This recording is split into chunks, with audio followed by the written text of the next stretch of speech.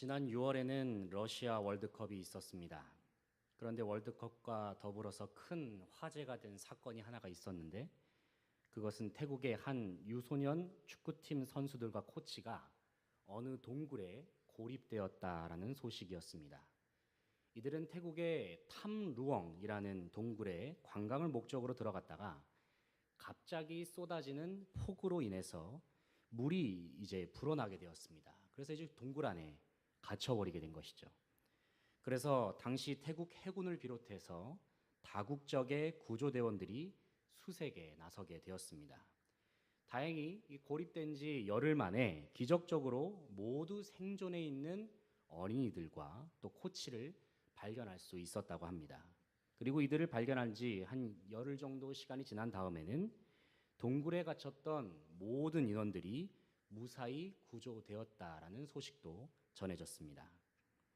특별히 이번 구조 과정 속에서 몇몇 사람들이 주목을 받게 되었는데 먼저는 유소년 축구팀원들과 함께 고립되었던 에까본 찬따웡이라는 코치입니다. 이 코치는 소년들이 동굴에 갇혔을 때부터 이 아이들이 느낄 수 있는 이 극한의 불안과 두려움을 극복할 수 있도록 정신적인 지주 역할을 했다고 합니다. 이를 위해서 아이들의 정신을 집중시키기 위해서 또 불필요한 체력도 낭비되지 않게 하기 위해서 명상을 시키기도 했고 또 아이들이 배고플 때에는 그 허기짐을 달래기 위해서 아이들이 각자가 그 당시 아이들이 어떤 생일 파티 때문에 간식을 싸왔다고 하는데 그 간식을 아이들이 잘 나눠 먹을 수 있도록 그렇게 코치가 조절을 해줬다고 합니다. 또 물을 마실 때에는 배탈이 나면 안 되니까 바닥에 고인물 대신에 이 동굴 천장에 맺혀 있는 종류석이라든지 천장에 맺혀 있는 물만 먹도록 그렇게 지도를 했다고 합니다. 그리고 코치 자신은 먹을 것을 먹지 않고 전혀 먹지 않고 아이들한테 다 양보하면서 이 구조되는 시간까지 남은 시간을 버텼다고 그렇게 전해집니다. 그런데 무엇보다 놀라운 것은 이 코치의 나이가 몇 살이냐면은 25살이라는 겁니다. 25살. 이 젊은 나이에 이토록 침착하게 모든 상황을 통제하고 관리했다는 것이 참 대단하다는 생각을 해보게 됩니다. 또 이번 구조 과정 속에서 주목받는 또 한 사람이 누구냐면은 리처드 스탠턴이라는 사람과 존 볼렌선이라고 하는 영국인 다이버들입니다. 이들은 아이들이 생존해 있다는 것을 처음으로 발견했던 사람들이었습니다. 만약에 이들이 아이들의 생존 소식을 발견하지 못했다고 한다면 구조 자체가 이루어질 수 없었을 것입니다. 그리고 또 한 명의 주목받는 인물이 있는데 리처드 해리스라는 사람입니다. 이 사람은 의사인데요. 의사임과 동시에 이 동굴 잠수 분야에서 30년의 경력을 가진 사람이라고 합니다. 그래서 현장에 직접 헤엄쳐 들어가서 아이들이 구조되기까지 직접 아이들과 함께 생활하면서 그들의 건강을 매일 체크하고 아이들의 건강을 체크하면서 누가 먼저 구조돼야 할지를 구조 순위를 매기고 또 매일같이 소년들과 함께 헤엄을 치면서 아이들에게 잠수법을 가르쳐 주기도 했다고 전해집니다. 또 마지막으로 소개해드릴 사람이 누구냐면은 사만 꾸난이라고 하는 태국의 잠수부입니다. 이 사람은 이 태국의 해군 특수부대인 네이비실 요원으로 알려져 있는데 네이비실 출신이죠. 그런데 이 사람이 구조 작업을 펼치다가 그만 산소 부족으로 인해서 목숨을 잃었다고 합니다. 그래서 당시에 이 태국 이 잠수부의 이 죽음 소식 때문에 태국 전역에는 이 애도의 물결이 전해졌다라고도 소식을 듣게 되었습니다. 이처럼 이번 태국의 유소년 팀들의 구조를 위해서 정말 많은 사람들의 희생과 노력이 있었음을 우리는 보게 됩니다. 저는 이번 사건을 지켜보면서 이 월드컵 기간에 열리지 않았습니까? 이 많은 사람들이 구조되었다는 소식이 딱 기사에 떴을 때에 정말 다행이다라는 그러한 안도감을 느꼈는데 또 한편으로는 이런 생각이 들었습니다. 이 유소년 이 축구팀 어린이들과 코치가 이 동굴에 갇혔을 때의 그 어둠에 대한 두려움을 어떻게 이겨나갔을까? 그 생각이 들더라고요. 이 한 줄기의 빛도 보이지 않는 어둠 속에서 무엇보다도 언제 구조될지 알 수가 없잖아요. 깊숙이 들어가 버렸기 때문에 알 수가 없는 그 절망적인 상황 속에서 어떻게 평정심을 유지하면서 시간을 보냈을까? 이 생각하면 생각할수록 참 경이롭게 느껴지기까지 했습니다. 정말 이들을 구조한 여러 잠수부들을 비롯한 구조대원들은 당연히 찬사를 받아 마땅하지만 이 어두움의 시간을 견뎌내었던 아이들을 비롯해서 이 아이들을 끝까지 돌보았던 코치도 참으로 대단하다는 생각을 저는 해보게 되었습니다. 아마도 이들은 동굴이라고 하는 어둠 속에 오랜 시간 동안 갇히게 될 거라고는 전혀 예측하지 못했을 것입니다. 하지만 자신들에게 닥친 그 어려움을 침착하고 지혜롭게 극복한 그들에게 저는 다시 한번 박수를 보내고 싶은 마음입니다. 사람은 때로는 인생의 어둠을 맞이할 때가 있습니다. 전혀 예상치 못한 실패를 경험할 때가 있고 생각지도 못한 질병으로 인해 절망을 맛보는 순간도 있습니다. 또 사랑하는 이가 내 곁을 떠남으로 인해서 상실감으로 괴로워하는 경우도 있습니다. 이러한 아픔들은 마치 칠흑과 같은 어둠처럼 짙은 아픔으로 파고들곤 합니다. 여러분은 어떠십니까? 그동안의 인생 동안에 예상치도 못한 어려움으로 인해서 슬픔과 아픔 속에서 지내본 경험이 있으십니까? 그런데 오늘 본 말씀의 기록 대상이라 할 수 있는 이스라엘의 상황이 그러했습니다. 왜냐하면 본문 말씀에 나오는 이사야 선지자가 예언했을 당시의 이스라엘의 상황은 마치 칠흑과도 같은 어두움이 가득했던 시기였기 때문입니다. 물론 이사야 선지자가 활동했을 때에는 북이스라엘은 이미 멸망의 시기를 겪고 있었습니다. 그리고 아직 남유다 왕국은 멸망당하기 직전의 상황이었습니다. 그러나 이미 남유다 왕국도 여러 강대국들로부터 위협을 받고 있었던 상황이었고 그로 인해서 나라는 점차 쇠퇴의 길을 걸어가고 있었습니다. 그런데 가장 큰 위기의 상황은 바로 남유다 왕국이 하나님을 떠나버렸다는 것입니다.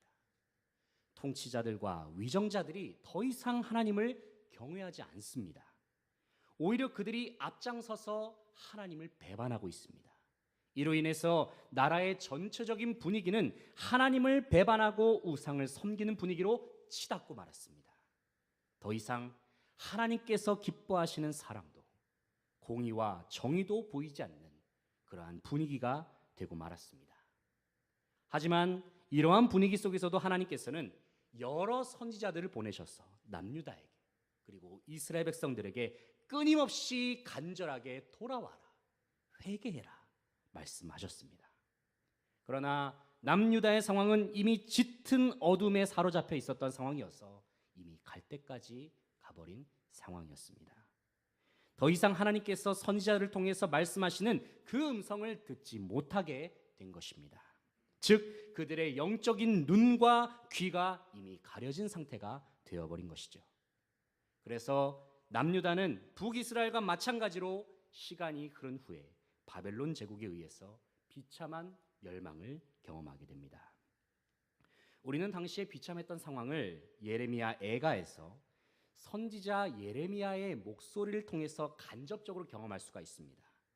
예레미야 선지자는 당시에 멸망당하였던 남유다의 모습, 예루살렘의 모습을 바라보면서 슬프다라고 외치면서 절절한 마음으로 탄식하였음을 우리는 보게 됩니다. 사랑하는 성도 여러분, 아마도 우리가 예레미야와 같이 나라가 멸망을 당하고 폐허가 되어버린 상황을 목격하게 된다면 그와 동일하게 슬픔과 비참한 감정을 동시에 느끼지 않을까 생각해 봅니다. 그러나 단순히 우리가 나라의 멸망까지는 아니더라도 우리의 삶 속에 찾아오는 크고 작은 어려움과 환난으로 인해서 우리는 각자 여러 종류의 마음의 아픔과 슬픔을 느끼면서 살아가곤 합니다. 이 최연수 시인이란 분이 있습니다. 이분이 이 슬픔의 종류라는 제목의 글을 썼습니다. 이 글을 읽어보게 되면은 인생 속에서 겪게 되는 다양한 이 슬픔의 모습들을 잘 묘사해 주었다는 생각을 해보게 됩니다. 한번 이 시간 잠깐 소개해 드리고자 합니다. 슬픔의 종류입니다. 슬픔에도 정도의 차이가 있습니다. 그것을 증명하는 눈물로 알 수 있지요. 울음으로 토해내는 슬픔이 있는가 하면 울음을 삼키는 슬픔도 있습니다. 때로는 숨죽인 울음이 소리를 내는 울음보다 슬픔의 정도가 더 커 보입니다. 느닷없는 비보에 울컥 울음이 쏟아질 때가 있습니다. 미처 손수건을 꺼낼 사이도 없이 손으로 울음을 틀어막아야 할 때도 있습니다. 손수건은 정갈한 예의, 어느 정도 슬픔이 진정된 다음에야 쓸 수 있습니다. 그러나 손이든 손수건이든 슬픔은 모두 가슴에서 마른다는 점은 같습니다. 이산가족 상봉의 장면을 보면서 기쁨과 슬픔을 공감하면서도 당사자들처럼 그 감정을 이루 다 헤아리지 못할 것 같았습니다. 끝까지 웃고 계시던 할머니를 뵈며 아픔과 반가움과 한이 모두 녹아든 깊숙한 슬픔을 느끼며 나도 과연 저런 내공이 있을까 싶었습니다. 이런 글이 있습니다. 여러분은 이 글을 들으시면서 무엇을 느끼셨습니까? 저는 이 글을 읽었을 때에 이 세상의 모든 사람들은 저마다 인생의 어둠과 각자 나름대로의 슬픔을 경험하면서 살고 있지는 않을까, 그러한 생각을 해보게 되었습니다. 아마 모르긴 몰라도 이 세상의 많은 사람들은 저마다 말 못할 상처와 아픔으로 인해서 신음하는 사람들이 오늘날에도 많이 있지 않을까 생각해 봅니다. 아마 이 자리에 함께한 우리들 가운데에서도 그 누구에게도 쉽게 꺼내지 못할 아픔과 슬픔이 있는 분들도 계실지 모르겠습니다. 그런데 오늘 본 말씀을 우리가 다시 보게 되면 하나님께서는 어둠 가운데 있는 주님의 백성을 결코 어둠 속에만 내버려 두시는 분이 아니시라는 사실입니다. 비록 이스라엘 백성들이 자기들의 죄악으로 인해서 스스로 칠흑 같은 어둠 가운데 있기를 자초하였지만 하나님께서는 주님의 거룩한 백성 이스라엘이 언제까지나 어둠 가운데 있도록 그들을 포기하지 않으셨고 버려두지 않으셨다는 사실입니다. 이 시간 1절, 2절 말씀을 함께 읽어보겠습니다. 1절, 2절 함께 읽겠습니다. 시작. 일어나라, 빛을 발하라. 이는 내 빛이 이르렀고 여호와의 영광이 내 위에 임하였음이니라. 보라, 어둠이 땅을 덮을 것이며 캄캄함이 만민을 가리려니와 오직 여호와께서 내 위에 임하실 것이며 그의 영광이 내 위에 나타나리니. 아멘. 본문 1절 말씀을 보게 되면 하나님께서는 이사야 선지자를 통해서 일어나라 말씀하고 있습니다. 누구에게 말씀하십니까? 바로 죄와 사망과 어둠의 권세로 인해서 절망에 빠져 있는 하나님의 백성, 바로 이스라엘에게 말씀하시는 것입니다. 죄의 자리에 쓰러져서 누워있는 이스라엘에게, 또 사망과 어둠의 구렁텅이에 빠져서 허우적대고 있는 이스라엘에게 주님은 말씀하시는 것입니다. 일어나라. 그리고 주님은 말씀하십니다. 이는 내 빛이 이르렀으니 곧 여호와의 영광이 내 위에 임하였음이라. 주님이 말씀하셨습니다. 하나님을 떠나 어둠의 길로 빠져버린 이스라엘이었지만 하나님이 다시 그들에게 찾아오셔서 빛으로 임하신다 말씀하시는 것입니다. 그런데 더 놀라운 것은 3절 말씀입니다. 3절을 같이 한번 읽어보겠습니다. 3절입니다. 시작. 나라들은 내 빛으로, 왕들은 비치는 내 광명으로 나아오리라. 아멘. 3절 말씀을 보니까 하나님께서 이스라엘에게 비춰주신 그 찬란한 영광의 빛으로 인해서 온 세계와 열방들이 하나님께로 나아올 것이다라고 주님은 말씀하셨다는 것입니다. 사랑하는 성도 여러분, 그렇다면 하나님께서는 왜 어둠 가운데 빠져 있었던 이스라엘에게 이처럼 찬란한 영광의 빛을 비춰주신다고 선포하셨을까요? 그것도 다른 민족들까지도 그 영광의 빛을 알아볼 정도로 찬란하게 비춰주신다고 그렇게 하나님은 말씀하실까요? 우리가 구약에 나와 있는 이스라엘의 백성들의 모습만 보더라도 그들은 하나님의 마음만 아프게 하고 하나님께서 하지 말라는 것을 밥 먹듯이 하고 심지어는 그보다 더한 일까지도 서슴지 않았던 사람들이 바로 이스라엘 아닙니까? 그럼에도 불구하고 왜 하나님은 여전히 이스라엘을 포기하지 않으시고 그들이 어둠 가운데 놓인 것을 그냥 지켜만 보지 않으시고 왜 그들을 구원해서 빛으로 인도하려고 하시는 것일까요? 왜냐하면 바로 그렇게 하신 분이 바로 하나님이시기 때문에 그렇습니다. 다시 말해서 하나님의 자녀가, 하나님의 백성이 아무리 하나님으로부터 멀리 떠났다 하더라도, 아무리 하나님의 마음을 찢어지게 아프게 하고 하나님의 백성답게 살지 못했고 또 어둠과 더러운 모습 가운데로 점점 빠져들어간다 할지라도 그래도 하나님은 다시 기회를 주신 분이라는 사실이에요. 다시 한번 죄악의 더러움을 깨끗하게 하시고 다시 한번 충만한 사랑을 부어주시는 분, 바로 그분이 우리 주 하나님이시기 때문입니다. 그렇다면 하나님께서는 우리에게 몇 번까지 이러한 은혜와 사랑을 베풀어 주실까요? 몇 번까지 우리에게 기회를 주시고 또 몇 번까지 우리를 용납하여 주실까요? 우리가 마태복음 18장 21절 22절 말씀 보게 되면 주님의 제자 베드로가 예수님께 이런 질문을 하죠. 내게 죄를 범한 형제를 몇 번까지 용서해야 합니까? 라고 주님께 베드로가 질문합니다. 이때 주님의 대답이 무엇입니까? 이 시간 제가 마태복음 18장 21절 22절 말씀을 읽어드리겠습니다.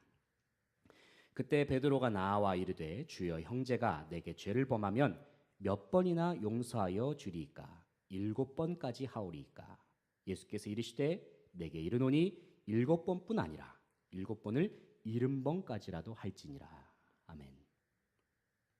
베드로의 질문에 대해서 주님은 어떻게 대답하셨습니까? 7번뿐 아니라 7번을 70번까지라도 할지니라.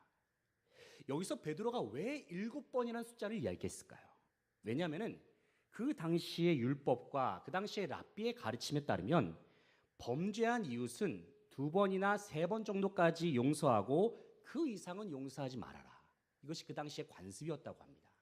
그 당시에 일반 사람들이 용서에 대해서 대부분 2-3번까지 용서가 최대로 용서해주는 숫자라고 여겼던 것이죠.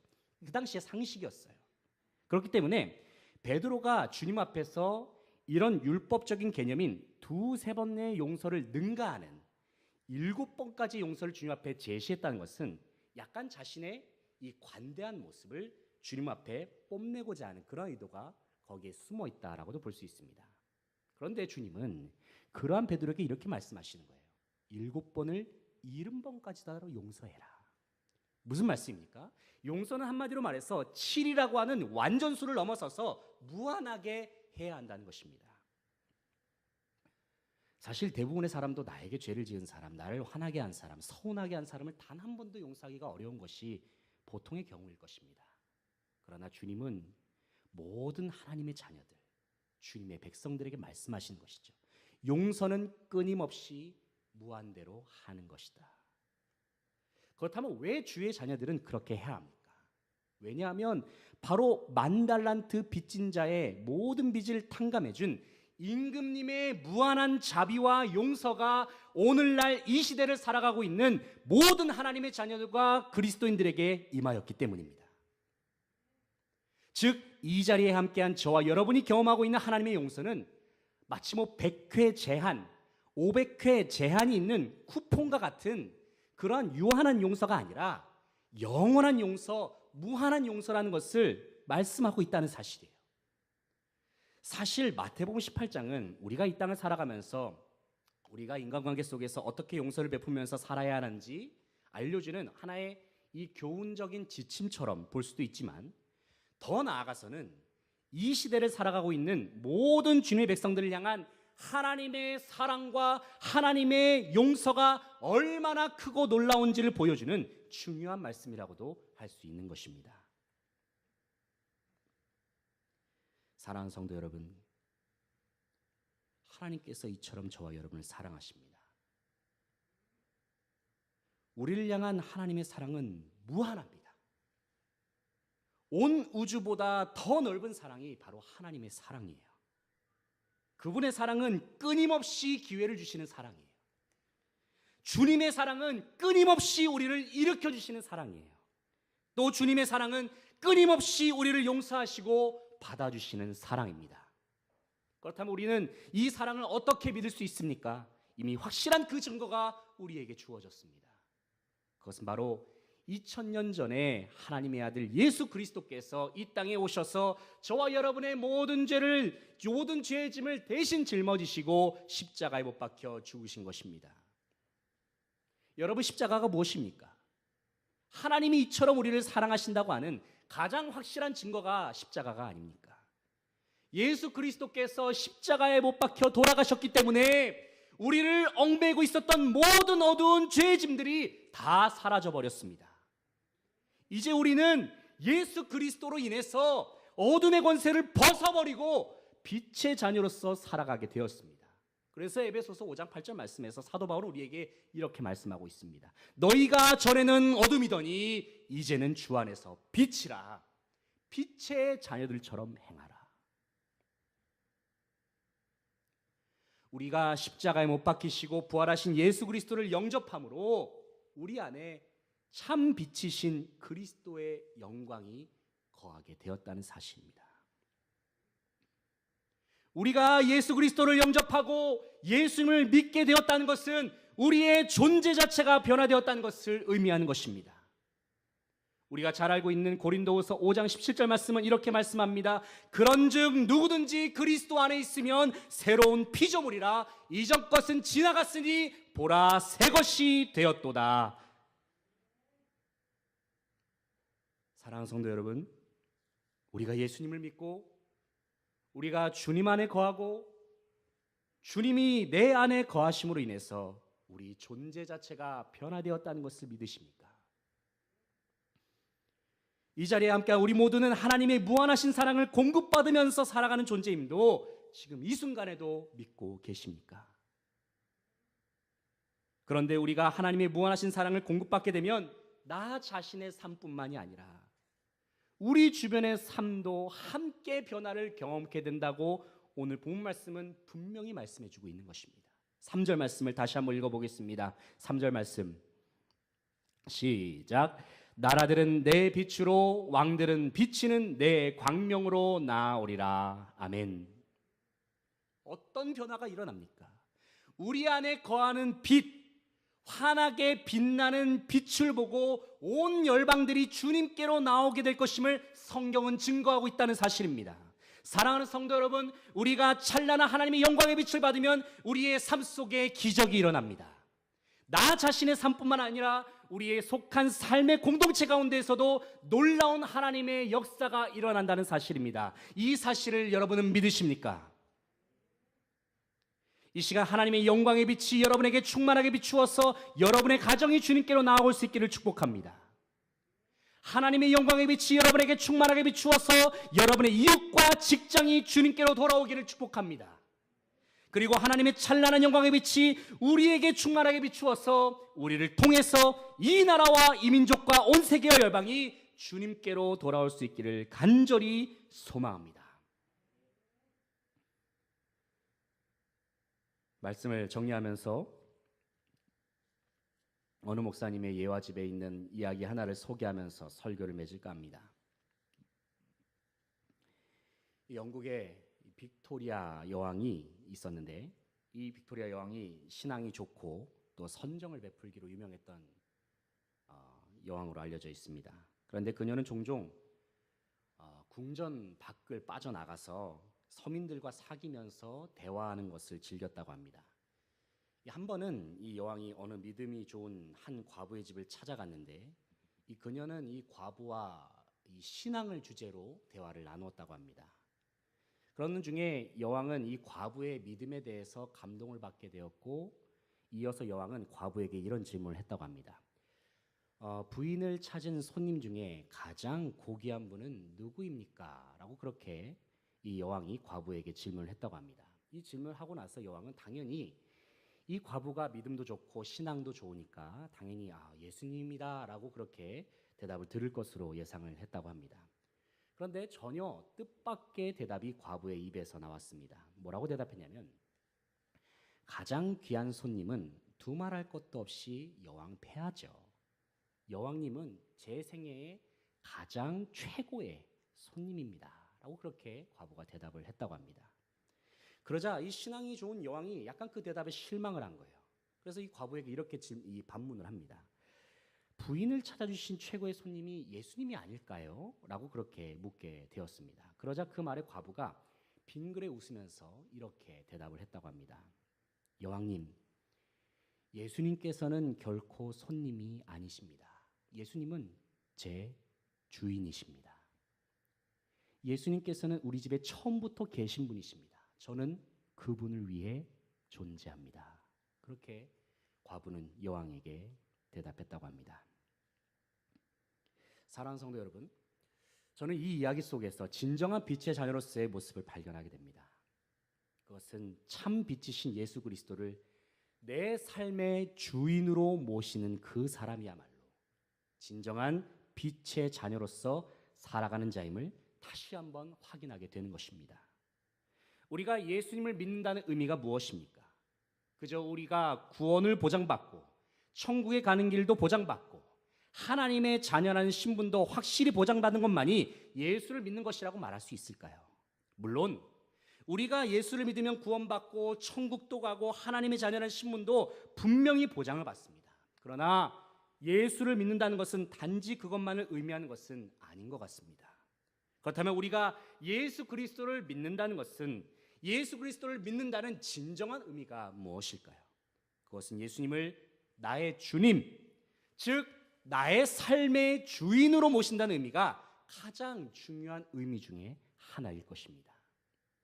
주님이 나의 주인이라는 것은 내 생각, 내 마음, 내가 가진 모든 것, 그리고 내 삶의 단 1%도 남김없이 모든 영역이 다 주님의 통치와 다스리심 속에 있다는 것을 인정하는 것입니다.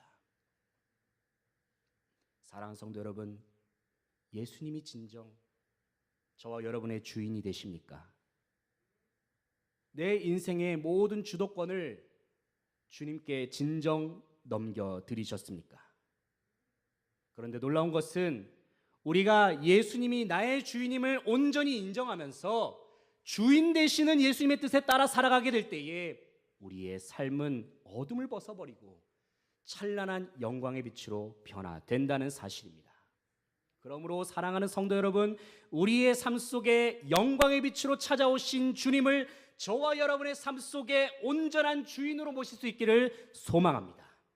바로 그러한 삶을 통해서 하나님은 찬란한 영광의 빛을 비춰주셔서 저와 여러분의 삶을 통해서 놀라운 역사를 이루어 가실 것입니다. 기도하시겠습니다.